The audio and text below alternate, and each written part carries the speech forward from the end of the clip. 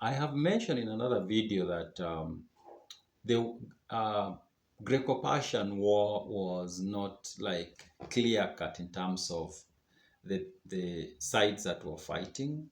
In basic terms, it was a war between the Persians and the Greeks. But when you take a keener look, you realize that there were Greeks who were fighting on the side of the Persians. In fact, they formed a significant part of the Persian army. And then there were other even former kings and even reigning kings at the time, Greeks who were allies of the Persians. And that divide did not end with nations, it went up to families. There were families that found themselves split. Part of the family is supporting the Persians and fighting on the side of the Persians, and the other side is standing with the Greeks.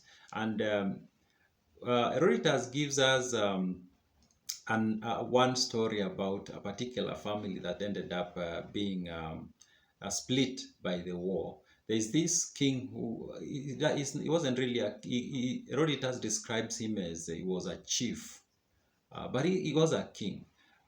He ruled over people known as the Bisaltians, and they occupied a place known as Thrace, used to be known as Thrace. I can't tell you where that is. It seems like it was near the Black Sea, somewhere around there. So this king, when he heard that Xerxes was coming, he decided he wasn't going to to be on the side of Xerxes of the Persians. He had made his mind that he wasn't going to support Xerxes, he was going to oppose him. But then again, he was aware that he didn't have the power to oppose him.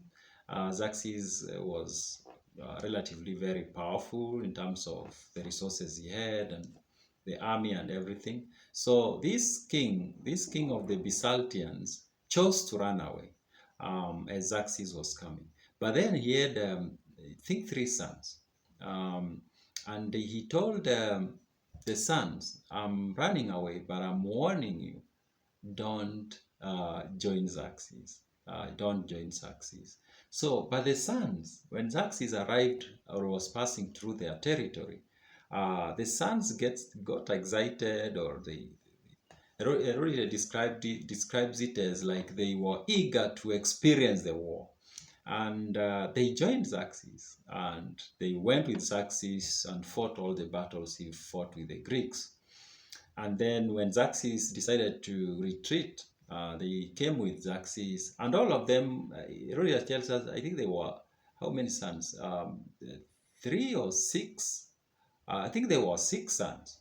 All of them survived, and they came back to their land. And when they came back and Xerxes left, their father decided to punish them for that, because he was so disappointed in them for standing with Xerxes.